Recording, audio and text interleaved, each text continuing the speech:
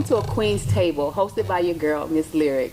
Listen, guys, I am super excited about this. Our launch. She Powerment has launched our channel. Guys, we are coming to so many networks, and I'm super excited about that. And having these powerful women come and share their stories, amazing. So listen, guys, I have a panel of ladies here today on this show that have raw stories, from raw to righteous. Y'all know me, so we're gonna go ahead and get right into this right now. Okay, listen. Hey, Queen. Hey, Queen. Hey, how Queen. you doing? I'm doing good. Awesome. Listen, I want to go ahead and have you introduce yourself. Let them know who you are and what you do. Okay, well, I am Sista Jayjay. I'm a playwright, self-published author, Amazon bestseller of a collaboration book, acting coach, certified life coach. I do a whole lot of things. Yes. Serial entrepreneur. Yes. Ex-felon. Yeah. Survivor. Ooh. You know what I'm saying? Domestic survivor. Rape survivor. Yeah, all that good stuff. Man, I'm here. real. I'm a winner. A winner. Champion. Champion. Period. Sis. Well, I'm AMARI. I am a multi-award national artist, award-winning artist. Oh Lord, I'm still getting used to saying that. Okay, award-winning artist.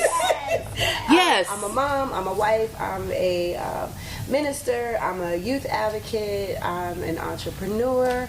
I'm getting ready to dabble my feet in becoming an author for my story that I've got. So, got a lot of things, doing a lot. A survivor of my own choices. Ooh, I like that. That one. Yes, so, love that. Yeah, it's a lot. Love that. So this topic is from raw to righteous. Okay, so you ladies have amazing transformation stories. Okay, so I wanted to get real on this one.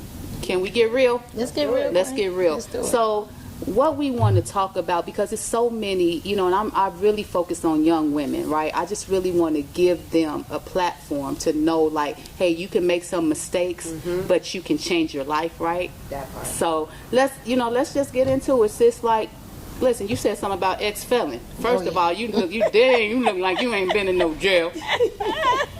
They say you don't look like what you've been through, right? You don't look like what you've been through. Yeah, the judge gave me 50. Yeah, and God said 50 years. Ooh. Yeah, 50 days. I would have ate that. Real quick. Eat that. Give me them 50. I got to eat them 50. No, he gave me 50 years. Suspended it down to 10, reduced it to 5. I made first parole.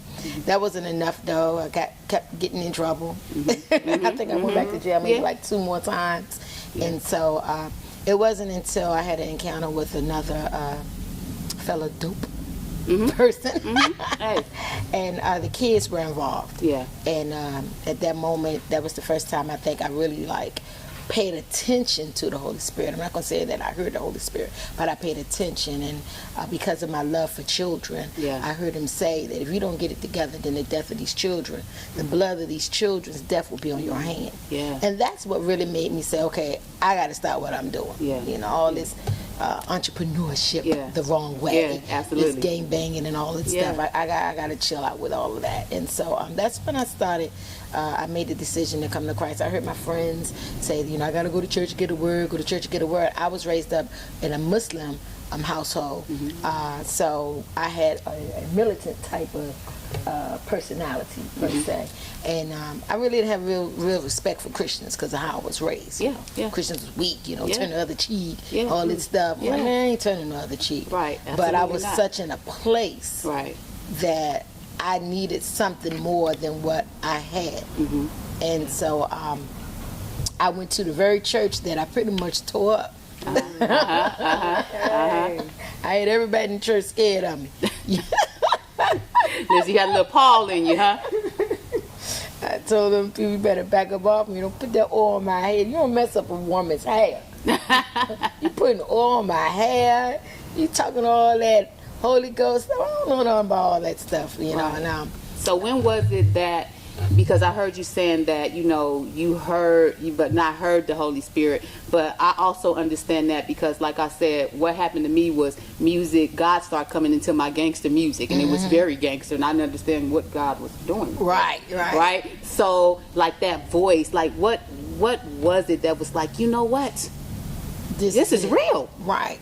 Well, before I got locked up, I was a rapper. So KRS-One team had called my team, and actually I didn't even know. Like literally, when I was getting booked, they literally were talking. Wow. So my team didn't even know that I was in Virginia, getting ready and facing 50 years. You know, they put it all in the paper, Queen Pen, all this crazy stuff.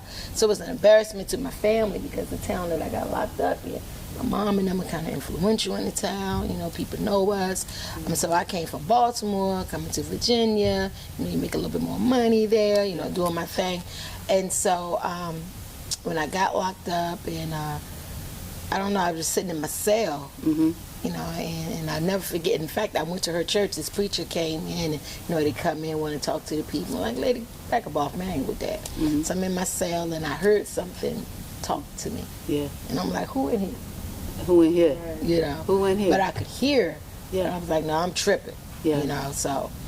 You know, it's just that whole time in there, everything that was going on. And the girl that got locked up, well, I got locked up with my brother and this girl, and my spirit at the time, I didn't know, it was always that sixth sense. You think it's the sixth sense. It's telling me she's going to turn state evidence on you. Yeah. You know, they set me up, put me in the same cell with her.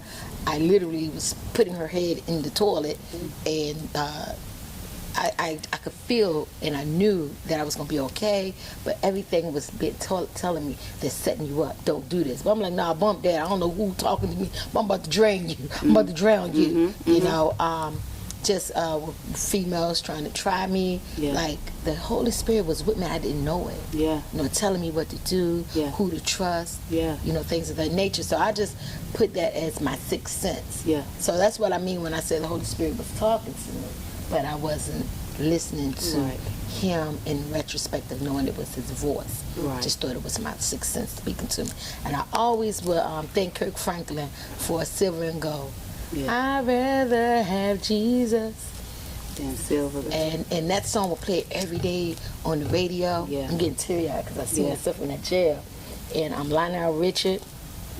Jesus is Love. Yeah. You know, I was a whippersnapper, man. I was off the chain. Yeah. And every morning, God would have that song play, and I would just sit there. They had the radio tied to the bars because you know we'd take it and kill each other with them. Yeah. Yeah. So they had it tied to the bars on the outside. Yeah. And so I get up in the morning and would listen to it. And I never forget one morning I just woke up. I was going to take my shower before the other ladies took their shower, and I heard the song, and it drew me.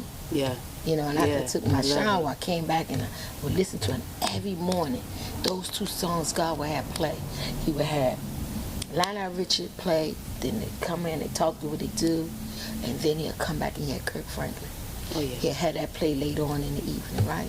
So God was talking to me, but I wasn't understanding that it was him. You know what I mean? Yeah. But my heart was listening. But your heart. And that's what it is. He pulls on that heart, and those he loved, he correct, and he pull us. I'm so glad that he spared you and preserved you. Yes. And you know what I'm saying, got you looking. First you said something about some KRS-One. First of all, I ain't gonna even say that because you definitely don't look like what you've been through. You are amazing. Listen, guys, we're gonna be right back after these messages. Listen. I love this. We got music. She just talked about music and how it helped her. We have a musician, an artist in here that uses her art to help save lives. So we'll be right back after these messages. Awesome.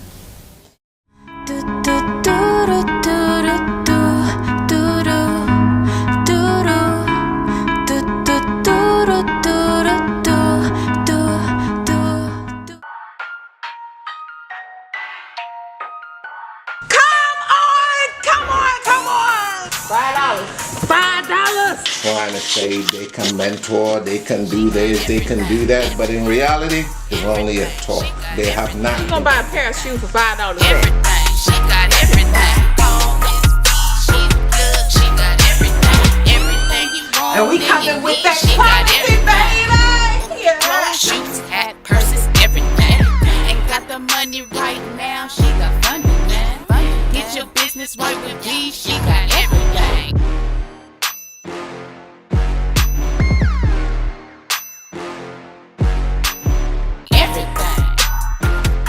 Fashion Solutions. Hey Hey, what's up, y'all? It's your girl Coco Brown, and you are watching She Powerment. What does it mean to be fat in fashion? Plus size girls were already out here doing it. They were already winning competitions. They were already slaying the runways. But even to this day, I feel like we're definitely getting pushed back. I don't see no size on fashion. Beautiful, unique. We matter too. Representation matters. The plus size community championed and ushered in this wave of self-acceptance.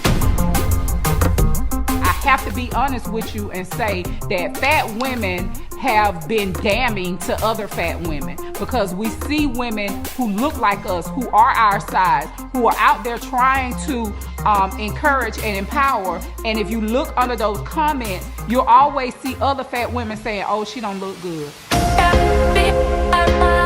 Plus size women who are serious about having legitimate careers as models, they work hard. You know, women need to accept who they are, and unfortunately with the mainstream media and with other shows as well, it's like you're not acceptable if you do not look like what is on the runway. And throughout our walk of life, there's a challenge. But in the modeling industry, the challenge is after people see the beautiful plus size models, now they want to be one. No longer does my curvy girls have to be looking at a size 0 model and try to figure what they look like in those clothing. No. The more comfortable you look, the more confident you are. The one thing that people cannot deny is confidence. Fat fashion today, depending on how far you're willing to go. I think it's important to show that if we're really going to talk about body positivity, it's extremely important not to skinny shame either.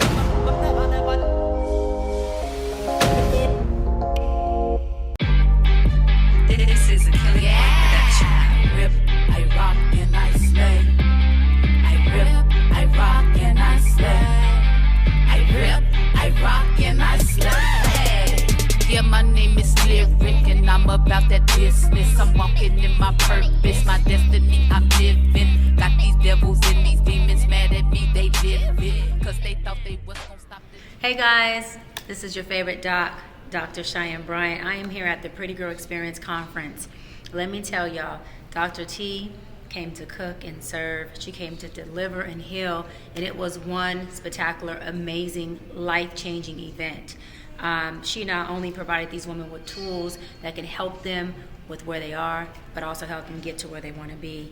And then I was able to come in and align with her and facilitate a meditational healing, provide these women with all kinds of additional tools on top of Dr. T's tools. And there were so many breakthroughs, so much deliverance.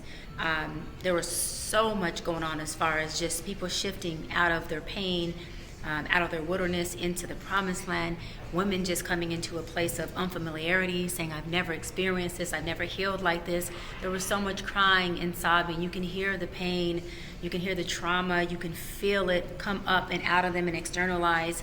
And there were, every single woman in that room was prepared to receive and help deliver every woman in that room. That is power. That is how you stand in your authentic self. That is how you heal, and that's how you use yourself as a tool, and you don't allow anything inside or outside to weaponize yourself or the woman standing next to you. There was so much sisterhood, there was so much love, and most importantly, it was God. God had his way in there today. And for that, I'm grateful, I'm thankful for every single woman that came out and trusted Dr. T and myself to facilitate them, to love on them, to heal them, to be a part of their journey. And I honor and I thank Dr. T for having this platform, for putting this event together for 10 years straight. This was her 10th year of having this conference. You are needed in this space, Dr. T. I want you to show up. I want you to continue to show out. I want you to continue to do God's work. And I appreciate and love you for that. Thanks for having me. And again, I look forward to us working together soon again.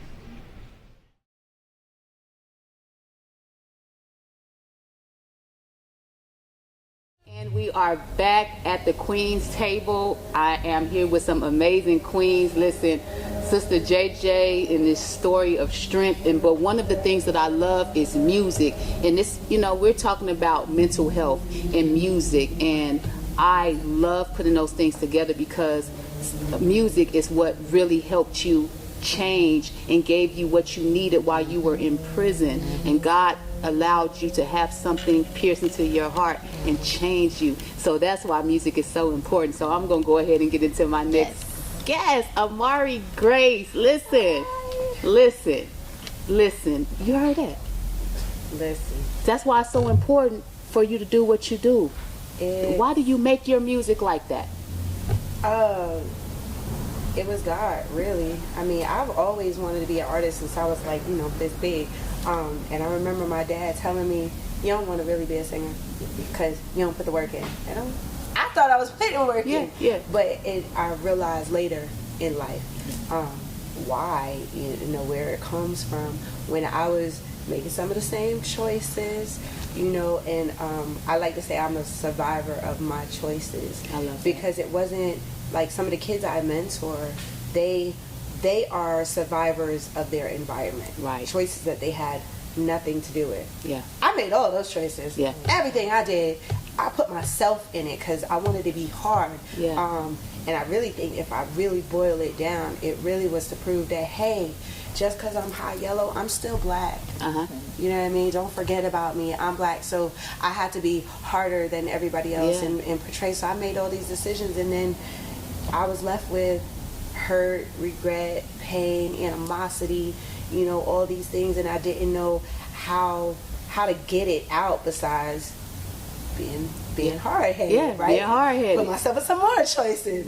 And And God finally decided so many years later, like, now's your time. Now. You know those songs you used to sing when you were in the shower crying to me? Those songs are for somebody else. Come on. And so I have a project I'm working on right now, and it basically the song says, those things that you went through, it wasn't about you. It was about the souls. Yes. And it was like, huh? And it didn't really make sense until things just started opening and shows like this started appearing and things started happening. I'm like, oh, I went into a JDC program, a juvenile detention center, and was rapping with some of these girls and just kind of, talking my story. But when I sang and I rapped my story, it was that sound, right? Yeah, in the word, before the war broke out, before anything happened, it was always a sound that went before it, and that's how you knew the war was about to be won. You hear me? And so now it's been that sound, and I don't look like everybody else in this industry. I don't sound like everybody else in this, and so it's just that it's the music that just speaks and just keeps blessing and blessing way after. Absolutely. And that's one of the things, like with us doing music is therapy and just really bringing artists. What our goal is to bridge the gap, because so many of us suffer, from traumatic experiences, and they pay people in the army for these same things that we suffer from. Like, you think that you get to watch people get killed in front of you, and you're just supposed to go back like it didn't happen? Right. Are you serious? So anytime someone has a story of realness, I really try to hone in on that. And I love to, musicians that make music, that make it their art to heal, to put your soul, because you don't have to choose to do that. You could definitely make, hot music because you're a talented artist, so you could definitely cross easily. But the choices that you're making now, I'm glad you chose to make music for God, because you have an amazing sound, your voice, you got your presence, okay? You demand the room. The funny thing about that choice, so I honestly didn't make that choice on my own. Tell me about it. So I used to, like I said, from 9 years old, I've been a singer my entire life. And I used to say, Brandy, Monica, those was my girls, and I would mimic them. And I smoked, and God kept saying, keep it up. But every time I would stop or I would come back, I still had my voice, so it was like nothing. And then one day I went to go sing what they call the secular song, and you know, your kids is the most ruthless ones, right? They tell you right off the bat. My daughter said, you can't sing no more, you need to stop singing. And I was like, what? Okay.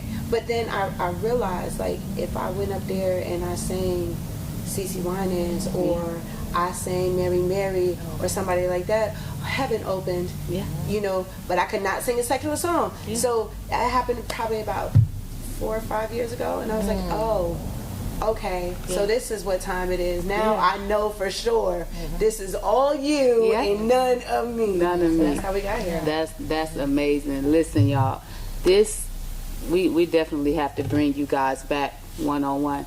We gotta go. We have to dive into it because I know that you like mental health and music. You are really about that life, and we really want to use this opportunity to create something, right? For we say women, but we're people empowerment. The she stands for strength, honor, and endurance. So many of us have endured so many things, and we created this platform to honor you that stood when you could have failed and you could have tapped out. So without that, you know, with that being said, we're coming back. We're gonna get real. They're coming on. Y'all coming on Spittin with Mz Lyrik? You know, we got you. Absolutely. So listen, you guys, we're gonna go more in depth and talk to these queens because I know you guys want to hear a little more about their story. And we're talking collaboration over competition in this season, and that's what it's all about. So before we get ready to go, can you let them know how to get in touch with you and how to follow you and get your books and your music? Sista Jayjay, you got a long list of stuff. I hate talking about what I do because I feel like I'm bragging. No, and not with me, baby. Period, okay? Yes, so you can follow me on all social media at I am Sista Jayjay. That is I, the letter I, am, the word am, SISTAJAYJAY, which stands for servant and servanthood to the Almighty with joy, anointing, and yielding. Yeah. You can catch me social media, AMARI GRACE 2020. Instagram is AMARI GRACE, AMARI_GRACE 2020. And YouTube, AMARI GRACE. I live on Facebook, so hit me up on Facebook all the time. Amen. Hey, Facebook, Blue app. All right, guys, thank you so much for joining us here at the Queen's Table. Collaboration over competition is our mission. We are here to bring women together and bridge the gap and give you a platform and a place, in a safe place more than anything. We're the platform that you can trust with your secrets. We're the platform that has the sisterhood to help you find those resources that you need. So I hope you still, keep tuning in, watching us, rocking with us. It's your girl, Mz Lyrik, aka The Beautiful Beast. I'm out.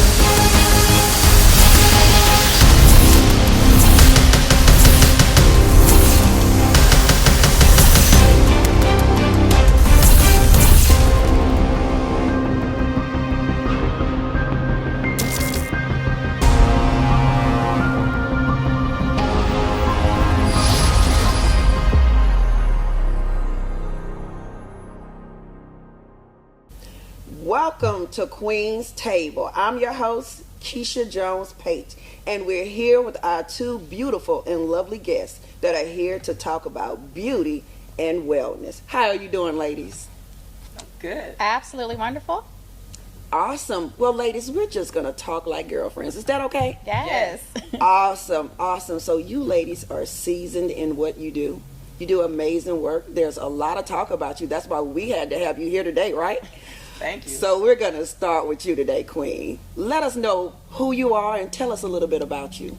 Sure. My name is Dr. Shakina Farr. I'm the founder and CEO of Formidable Woman Beauty. Okay. And I decided to launch this to instill and empower confidence in women. And I'm super proud of what we've done so far. Awesome. We're super proud of you as well. Definitely. So let us know a little bit about you as well. Well, I'm glad to be here. My name is Talithia Penn Wright. I am a hairstylist of 25 plus years and also a plus model in the fashion industry. Okay. Love it. So just to dive in just a little bit more, because you know you have fans out there that are watching, and people are always trying to figure out, how do I get in the industry? What made you want to do it? You know, just give us a little background on you. Starting with you, Queen. Sure. So I always believe that our pain is directly tied to our purpose.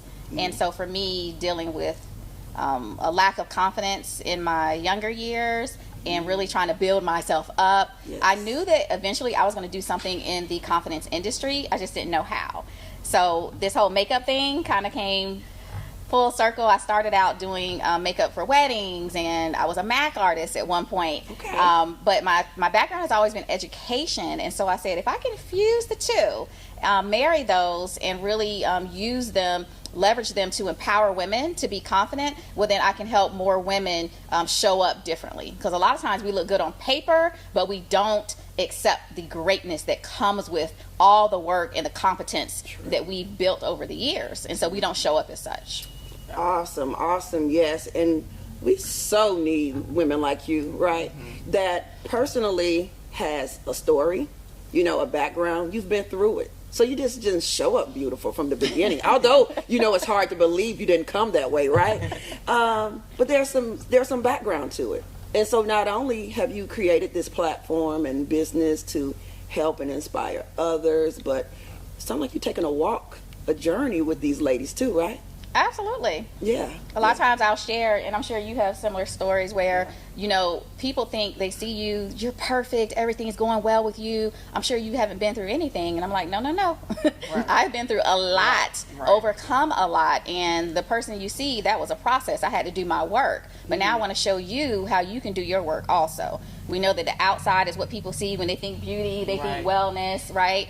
But you know you have to do the inner work. And so I was looking at I was sharing this in an interview recently, I was looking at some of the things that my teachers, when I was in elementary school, the things they were sharing to my mom. She gave me this stack and she said, hey, read this. I want you to look through all these report cards and kind of see some of the things your teachers were saying about you when you were this little. Wow.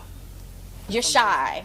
We don't know how you're going to ever get in front of an audience. We don't know how you're going to make it in life. All these things, they summed up. And I'm like in kindergarten, first grade. And I sat in my dormitory room and I remember thinking, I'm going to prove them wrong. Yes. And you did. And I did. Yeah, and you did. So, I mean, you know, high five and kudos to you, sis. And I can identify with that story. You know, I too had dealt with the same thing, had teachers that, you know, put you in a box. And a lot of people don't understand how important it is for a teacher to see the potential in you and to be able to help develop you. Because they spend sometimes more time with you than your own parents. Oh, yes. Absolutely. Right? So, yeah, I'm sure that was an eye-opener, though. And that probably lit a fire in you. Like, it did. Okay. It did. You have no idea. Awesome. Well, you know, coming from the hair industry, fashion model, all of the glitz and the glam, I'm sure you, too, identify with some kind of challenges like that also. Absolutely. Especially when it comes to fashion model, or the plus model. Of course, we want to be like our moms. So my mom told me, she was like, I modeled when she was younger. And I was like, really? You know, she showed us some pictures when she did like little fashion modeling for catalogs and things like that. And, you know, we want to be like our mom. I was like, I want to do that. I want to be a model. But as I grew up, I always been tall. I'm 6'3". Wow. My mom was 6'5". Beautiful girl. You carried that 6'3". Come on now. Thank you so much. But, you know, so I was so unique. You know, I was different. I didn't realize I was different until it was adults or teachers like, how old is she? And she's like, you know, she's however old she is. You know, I was a kid, but I was just so much taller and bigger than the other children. And it started to make me feel away. I started to feel, you know, different and subconscious about my height. And, you know, for me, it was teachers that actually helped me. You know, of course, my mom uplifted me and told me, you know, you look beautiful and God made no mistakes. How he made you is how you're supposed to be. But, you know, it was teachers, stand up straight. You look gorgeous. You look beautiful. And that helped me build my self-confidence because, of course, you know, kids can be cruel. Yes. And, you know, you'll be picked on or whatever. So to fast forward into as I got older, and I wanted to be a model, I didn't see any models that looked like me. They wasn't as tall as I, and they weren't any curvy models then.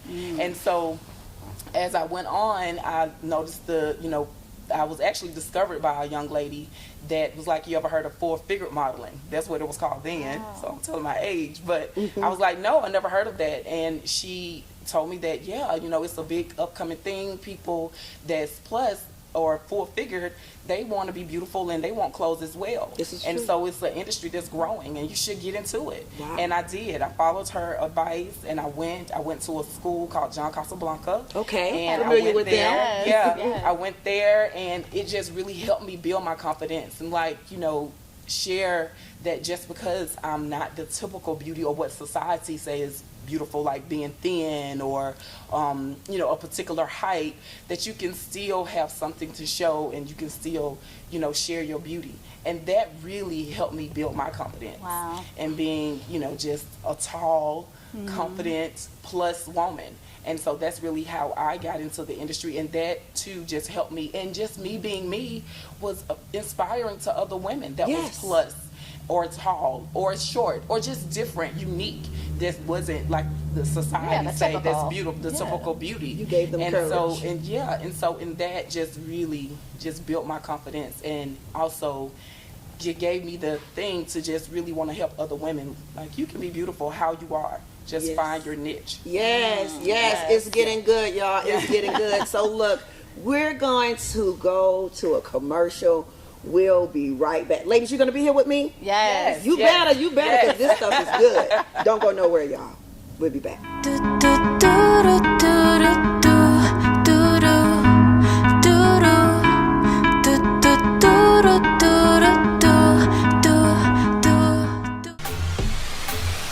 What does it mean to be fat in fashion? Plus size girls were already out here doing it. They were already winning competitions. They were already slaying the runways.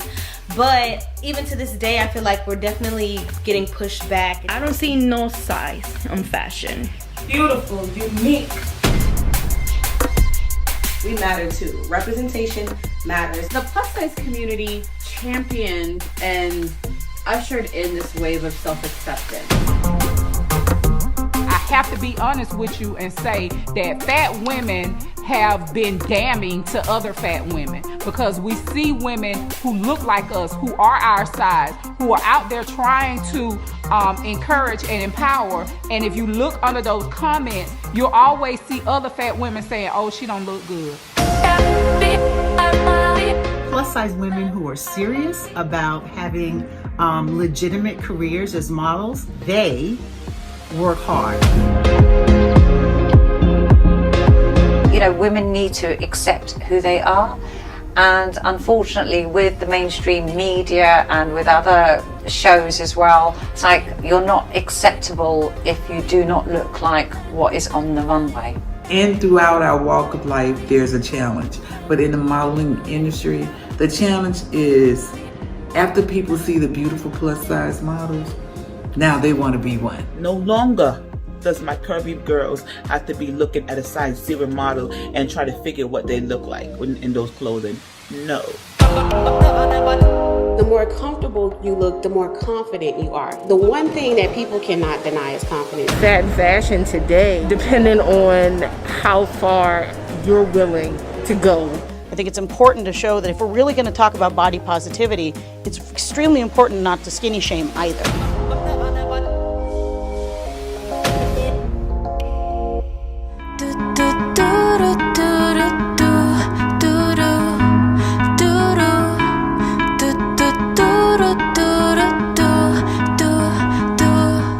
Welcome to Queen's Table. I'm your host, Nikisha Jones-Pate, and I am here with two beautiful ladies, and our segment today is on pain and purpose. How you doing, ladies? I'm good. Thank you for coming, ladies. This segment today really touches my heart. I can identify with a lot of things that you're going to share today. But first, let's just start off with your introduction. Let the people know who you are and why you're here today. Absolutely. My name is Monica Hilton, and I'm affectionately known as Chef Mo. And pain and purpose resonates with me because I thought my purpose was to be a celebrity chef, and which I did meet some of those goals, achieve some of those goals that I set forth for myself. But in 2016, I was diagnosed with an autoimmune disease called scleroderma. Okay. And scleroderma is a debilitating disease that causes immobility issues, joint pain, stiffness, muscle weakness, among many, many other things. And that pain turned into my purpose for being an advocate for scleroderma. Okay. Wow. Thank you for sharing it. I'm not familiar with Many that people are autoimmune not disease. familiar with scleroderma. It is a rare disease. Mm-hmm. It is said that about 500,000 people in the world has this disease. I believe it's more because many people go in hiding.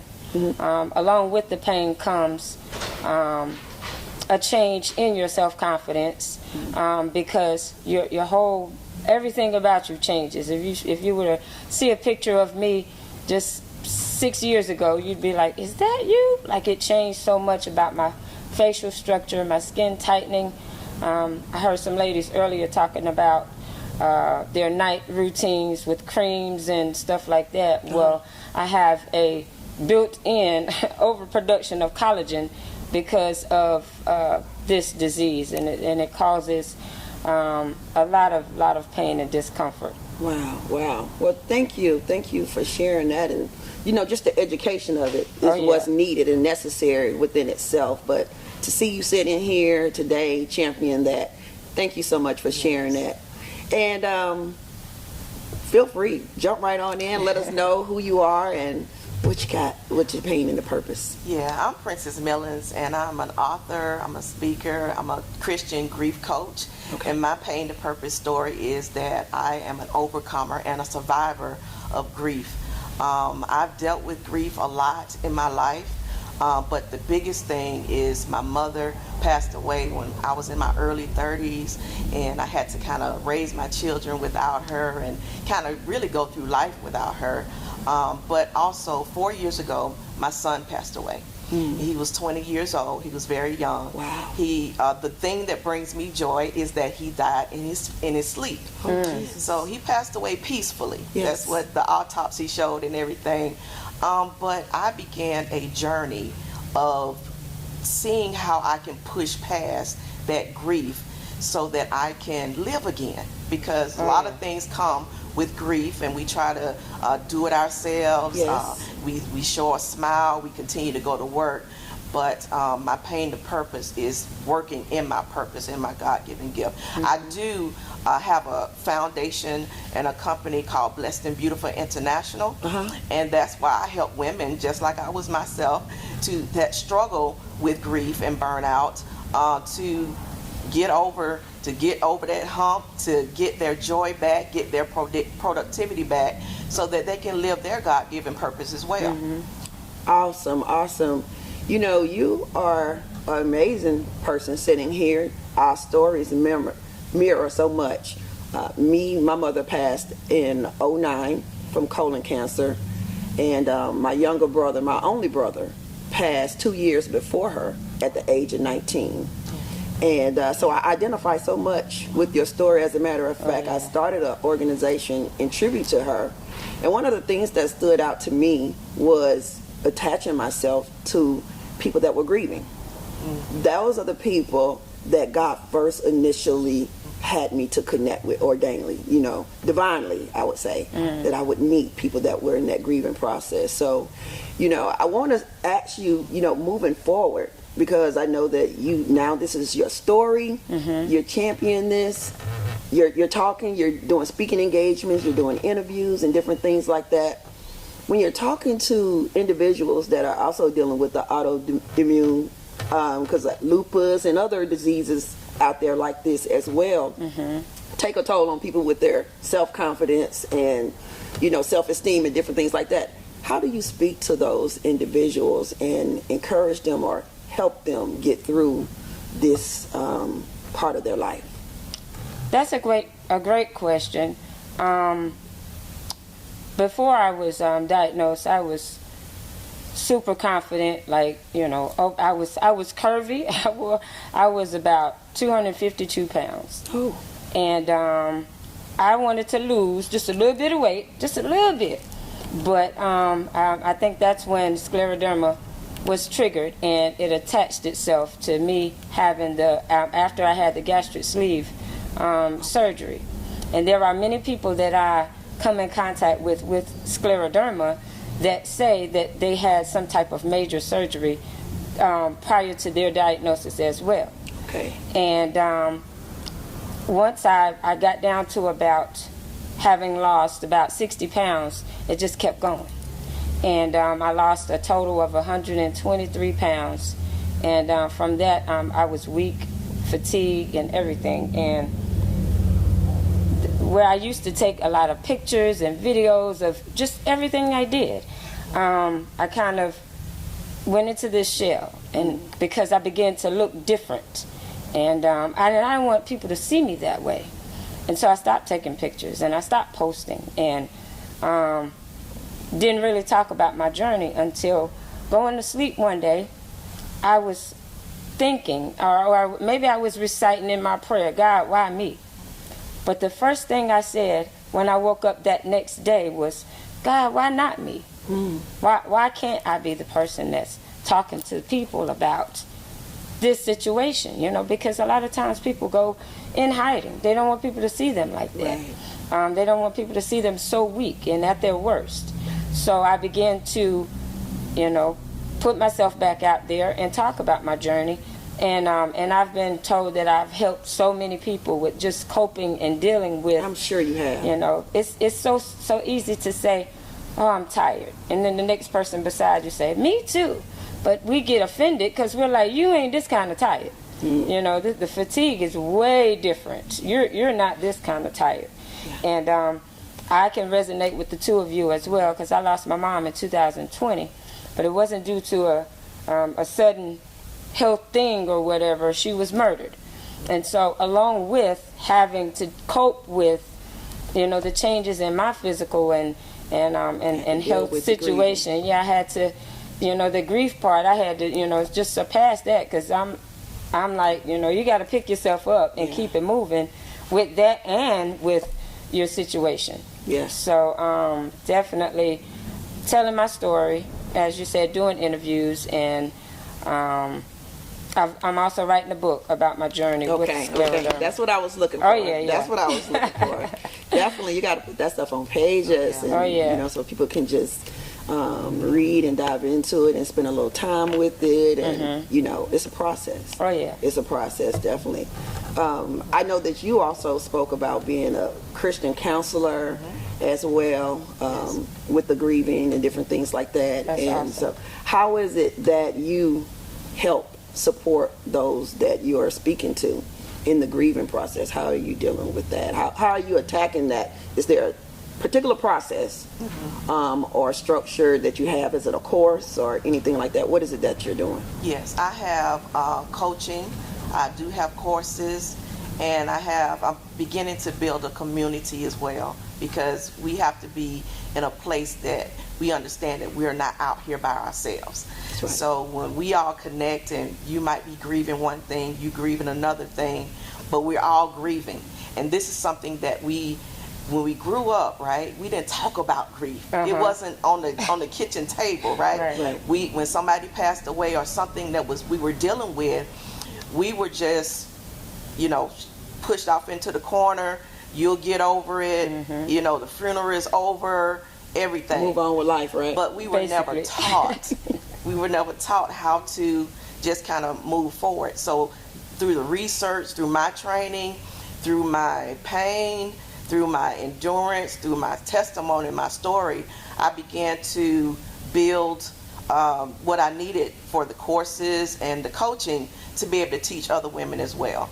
But the first thing, you just have to realize that you have to acknowledge that you're grieving, and a lot of us don't equate some of the things that we do to grief, and so I teach that as well. And the teaching was always going to come out of me anyway, because I was a 20-year teacher teaching math in middle and high school. I saw that educator. So the teaching was going to come in anyway, and so that's where the coaching and the the courses are coming from. Awesome, awesome. Well, ladies, that was good stuff. I mean, I'm sure the viewers that are out there watching and our studio audience are enjoying this. But we're going to want to keep up with you, right? We don't want to lose this great information. We want to be able to follow you with your purchases of your book, your courses, and different things like that. Look into the camera and tell the people how to connect with you on your social media sites, websites, and different things like that. Okay. Well, you can reach my website at www.themoexperience.org. You can also follow me on Facebook, Monica Hilton, and that's Monika Hilton, Fighting Scleroderma. And also I am on Instagram and TikTok, The Mo Experience. Okay, awesome. Well, again, I'm Princess Millens. You can follow me on social media at Princess Millens on all social media platforms, or visit my websites at princessmillens.com. That's MILLENS, and blessedandbeautifulinternational.com.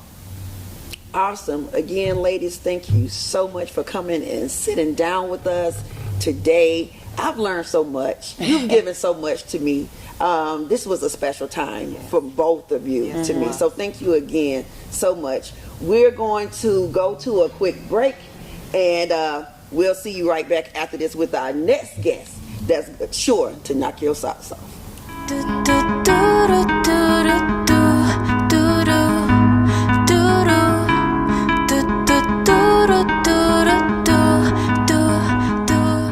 Oh my.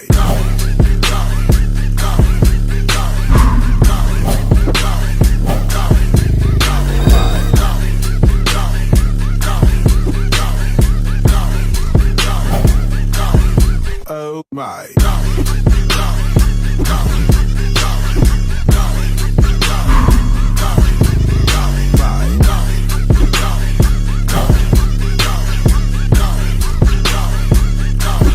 Oh my.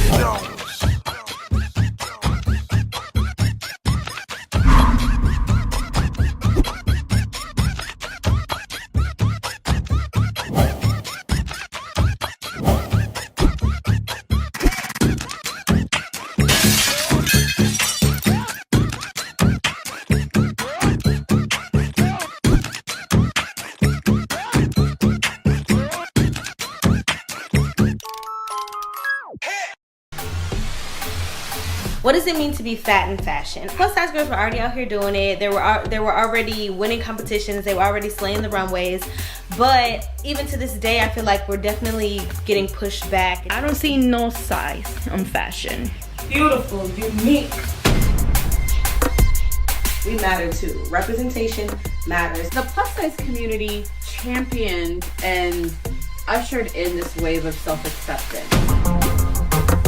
I have to be honest with you and say that fat women have been damning to other fat women, because we see women who look like us, who are our size, who are out there trying to encourage and empower. And if you look under those comments, you'll always see other fat women saying, oh, she don't look good. Plus size women who are serious about having legitimate careers as models, they work hard.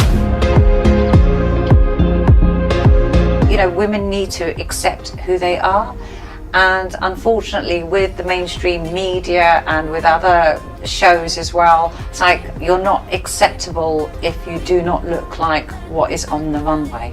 And throughout our walk of life, there's a challenge. But in the modeling industry, the challenge is after people see the beautiful plus size models, now they want to be one. No longer does my curvy girls have to be looking at a size 0 model and try to figure what they look like in those clothing. No. The more comfortable you look, the more confident you are. The one thing that people cannot deny is confidence. Fat fashion today, depending on how far you're willing to go. I think it's important to show that if we're really going to talk about body positivity, it's extremely important not to skinny shame either.